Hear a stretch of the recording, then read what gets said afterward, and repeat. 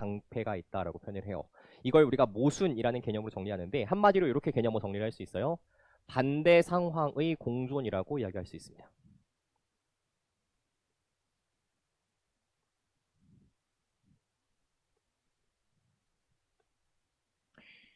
이 모순과 평가원이 같은 개념으로 쓰고 있는 게 있는데 그게 아이러니라는 개념이에요. 똑같이 모순과 같은 개념이고 반대되는 상황이 공존할 때 이런 표현을 씁니다. 그러면 뒤에 나오는 상황들은 반대된 상황이 두 개가 제시가 되어져 있어야 돼. 그쵸? 한번 볼까? On the one hand 그리고 on the other hand. 여기 on the one hand에 나온 상황과 on the other hand에 나온 상황이 어떤 상황이어야 돼요? 반대되는 상황이어야 paradox라는 개념이 정확하게 들어맞을 수가 있는 거겠지? 볼게. 한쪽 측면에서는 우리는 강력하게 반응해요. 단 한 명의 개인을 도와주는 데 있어서 강력하게 반응해. 또 다른 한편 대량의 비극을 예방하는 데는 실패합니다. 상황이 어때요? 반대되고 있죠. 그때 우리는 paradox라는 개념을 쓸 수가 있다고. 오케이? 자, 첫 번째 문장부터 시작해 보도록 할게요. 그럼 catastrophe라고 하는 건 disaster, 대재앙을 뜻하는 표현입니다. 최근에 대한민국 사회에서도 되게 안타까운 일들이 일어나고 있죠. 그렇죠? 예를 들면 뭐 세월호 사건이라든지 이태원 참사라든지 무한항공에서의 항공기 추락이라든지 이런 것들이 다 catastrophe에 해당하는 것들이라고 볼 수가 있어요. 그걸 결정짓는 요소가 하나 있는데 그게 뭐냐면 그 catastrophe가 가진 해로운 결과의 규모가 어느 정도 되느냐, 이게 재앙이냐 재앙이 아니냐를 결정되는 요소라고요. 어느 정도의 피해가 발생했느냐가 가장 중요하다라는 겁니다. 사회로 하여금 이러한 재앙으로부터의 피해를 예방하거나 감소하도록 돕기 위해서는 뭐가 필요하냐면 엄청난 양의 노력과 그리고 기술적 세련화가 요구돼요. 뭐 하기 위해서? 평가하고 전달하기 위해서. 무엇을요? 규모와 범주겠죠. 잠재적이고 실제적인 손실이 어느 정도 되는지를 전달하기 위해서 엄청난 양의 노력이 발생하고 필요하다라는 겁니다.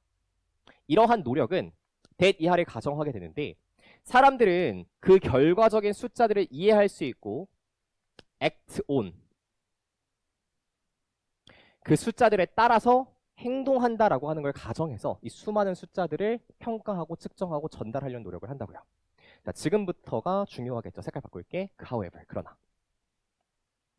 그러나 최근의 행동 연구는 cast doubt on this fundamental assumption.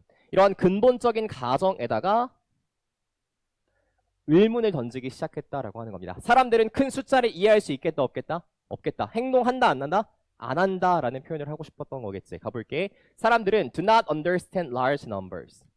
큰 숫자를 이해하지도 못하고 indeed 별표 치세요. 재진술의 표현입니다. 실제로 강조해서 보자면 큰 숫자는 have been found to lack meaning. 의미를 결여한 것으로 발견되었고 이들은 underestimated. 과소평가가 되어 의사결정을 하는 데 있어서. 그럼 이 내용을 정리해보면 이런 거겠네. 사람들은 큰 숫자를 이해하지도 못할 뿐더러 과소평가하고 있다고.